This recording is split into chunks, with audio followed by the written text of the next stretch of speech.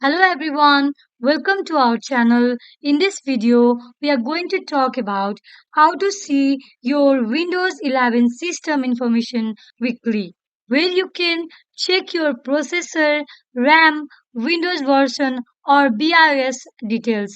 So let's begin. First of all, you need to go to your search bar, that is Windows search bar. Type there system information. After typing system information, you can see system information. Click on open. You will see a pop-up box like this will appear, or you can see all the system informations are available here, where you can find hardware resources, components, software environment. I mean to say every summary is available in this system information.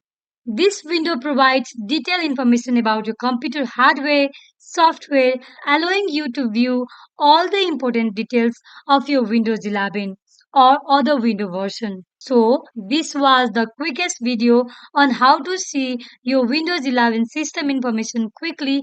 Thank you so much for watching our videos. Guys, do like, share, and subscribe. Comment in the comment box for further and new videos. Thank you.